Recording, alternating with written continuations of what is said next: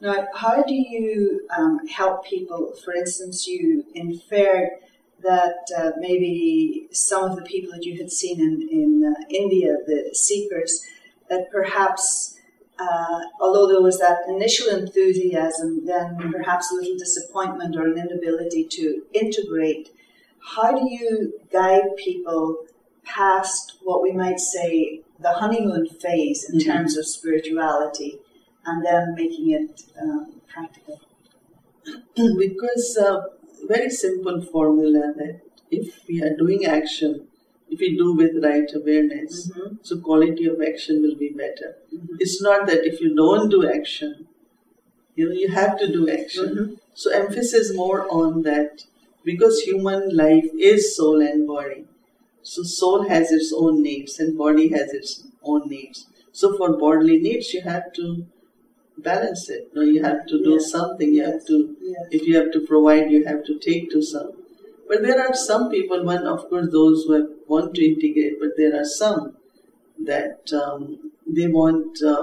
they feel that also they want to dedicate. They really want to commit themselves into spreading this message more.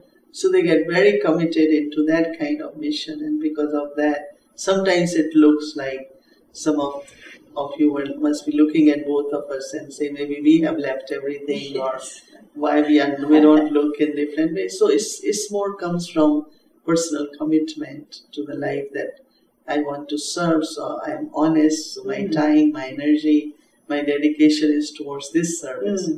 So some people have to integrate, and some people decide that they really want to commit their life towards this service because most need it. So they want to.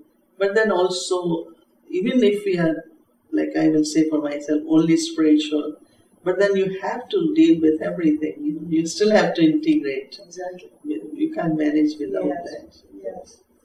And so this idea of, again, releasing your wings and the images that come when you think of wings, you think of birds, and you think of angels, and there's an image that we all know where, say, for instance, a bird has been trapped in an oil slick or something, and so it can't any longer move its wings, and so it requires a special kind of a detergent, whereas you feel with the angel's always been like that.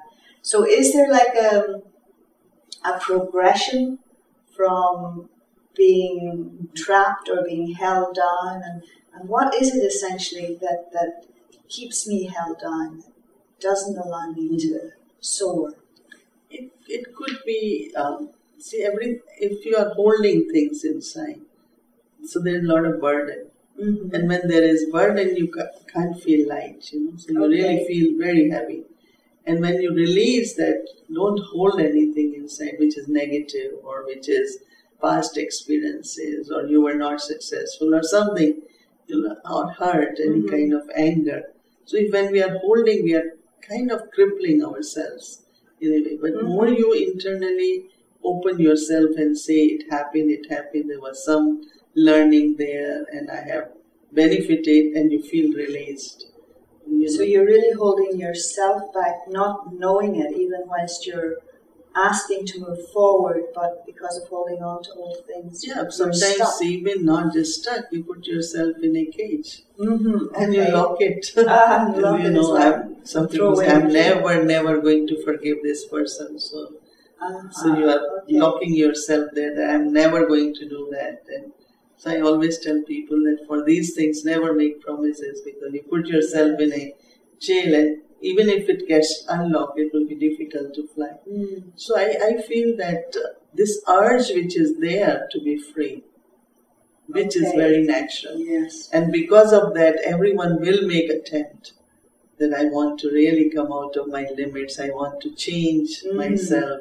And I think this will help. But again, then that's when seeking is coming. You don't have to kill that. You don't have to say, it won't be possible for me. When you have this urge, then you find the direction. You find the knowledge, you find the wisdom, and you will be able to do that. And so then you would say that freedom is one of our the most basic impetus that we all are desirous of freedom. Yeah, because personal freedom. Interdependence of life is important. We all connect and interconnected, interdependent, but actually everyone has that freedom. Because to be born, even from God, what gift we got is free will. Mm-hmm. But then what you decide is then again up to you. That is why choice is always to an individual. And that choice means to decide, it really comes from within the self. You know, if we can tell a person, don't do this, but if a person wants to do it, will some or other get it done. So that means there is this free will. But how to operate that free will in such a way that it's making me free than putting me in more bondages. So in other words, even though the faculty of free will is there, but something in the process has maybe gotten corrupted because of the choices that we see that people make are not necessarily leading them towards freedom, but are making them more bound. That is why we use word freedom, but I also feel there are two words, little better than that is independent. Okay. And second I use word is liberated. Okay. You know, so freedom is people think that you can do whatever you want. License. Yes. Yeah, but when it comes to that I want to be independent in the sense of I don't want to depend on supports and don't want to depend on any. So that interdependence is there, but not accepting that I'm depending on anyone. You are independent. That's where your self-identity comes in, that because I am independent, what I have to decide, I am responsible for that also. Yes. Because for freedom you will use it, but you won't even think where to stop it. Yes.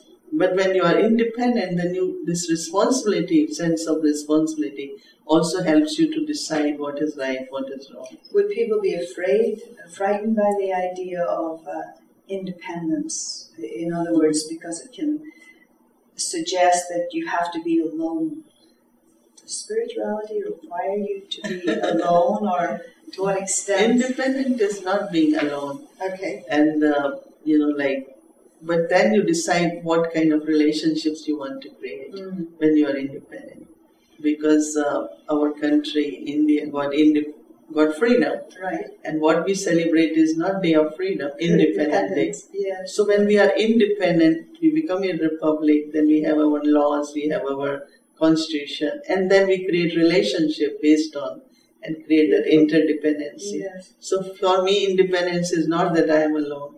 Independence is I know myself, I take my responsibility, and based on that I create relationship with others. So as I said, the interdependence is always there. We always have to be helping each other for fulfilling needs, which world is realizing. Nations are realizing that whether they are any part of the world, developing countries or but they have to be together. The world is same, and that is coming more and more. But then still independence is something which is very much everyone would want to acquire and have it. Yeah, so I get the sense that because of acknowledging your own worth or your own value, even as a country, then you can hold your place in the world and be cooperative with everyone else. And how does that apply on an individual level? How do I come to know my worth, my value, what I'm supposed to be doing? Because when I always try to figure out about myself that whatever others are saying, that's what I am. The way others are looking at, that's what I am. My parents have to decide which subject I have to choose. My parents have to decide that I should be doctor or this. You know, so it's like all the time we find that there is no self comes in it until many years of age, like, for some it's teenager, for some even up to 20s. And that's where I think that there's a struggle of finding self-identity. So in Western world, to find self-identity, they will leave family, want to live alone. I am going to find myself. Or there could be other way, like for me, family is very important. I love family, I want to be in family, but still I want to find my own self, that what I am. So in the sense of my selection would be spiritual selection, in the sense of I want to get inner more than just external freedom. So I think that this self-respect and self-worth, either some people go into jobs and professional or careers they find there, but that also becomes temporary. But when you find it through spirituality, wherever you are within family or whichever culture you are, I think that's sustainable. And that's where really your whole life should be governed or operated. Oh. No, I get that sense that spirituality then is it's a total consciousness. Is there a practice? Is there a discipline that's required to touch it, to emerge it? Awareness of one's true self. Because how do I come to that? I mean, because something is calling you, calling from inside. And I want to be what I am. I want to be my am. So you start reflecting. When you start reflecting, actually you are moving towards meditation. Okay. Because that reflection and inner search will lead you. And that's where meditation is a very contemplative state of mind. When you contemplate on some of the good qualities, or let's say I want to be peaceful, I want to be loveful, I want to maintain hope, I want to have courage.